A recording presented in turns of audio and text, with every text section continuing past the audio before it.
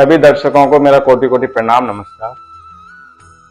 इस मंच को, इस प्लेटफॉर्म को बनाने का मेरा एक उद्देश्य यही था कि आजकल मैं देखता हूं कि तमाम लोग केवल अर्थ के उपार्जन में, धन की प्राप्ति में और इस भौतिक उपभोगवादी संस्कृति में लीन है, उसी के पीछे भागे जा रहे हैं।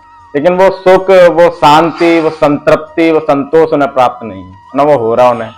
तो तमाम व्याधियां उन्हें घेरे रहती हैं। वो नियमित रूप से पैसे कमा रहे हैं, नियमित रूप से उसी जीवन शैली, दिनचर्या में चले जा रहे हैं, लेकिन वो ये नहीं देख पा रहे कि कितनी बड़ी क्षति वो अपने शरीर से, अपने तन मन के साथ कर रहे हैं। तो इसी कड़ी में एक मेरे मित्र हैं, उन्होंने मुझसे पूछा कि भैया ये बताओ कि सुख क्या है सुख की परिभाषा।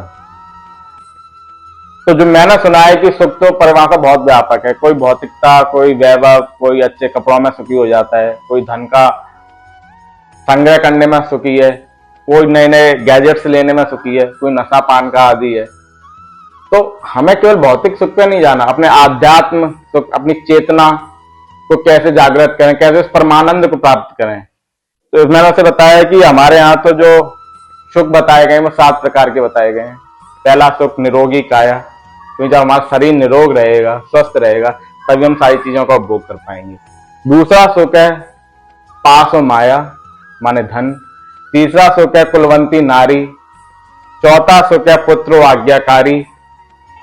पांचवा सुख पाशो मासा। छठा सुख पास और राजा, राजा मतलब राज। और सातवां सुख संतोषी जीवन। अगर ऐसा है जीवन तो धन्य जीवन।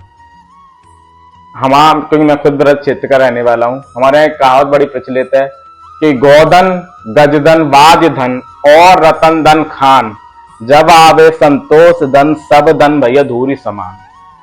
तो संतोष वो परम सुख है जिसे प्राप्त करके मनुष्य को और किसी धन, ऐश्वर्य, वैभव की आशा या अपेक्षा नहीं रह जाती। इसी कड़ी में आपने सामने सुना होगा कि निर्धन कहे धनवान सुखी, धनवान कहे सुख राजा को भारी। राजा कहे चक्रवर्ती सुखी, चक्रवर्ती कहे सुख इंद्र को भारी। इंद्र कहे श्री राम सुखी, श्री राम कहे सुख संतों का भारी। और संत कहे संतोष में सुख, बिना संतोष सब दुनिया दुखारी। धन्यवाद। संतोष।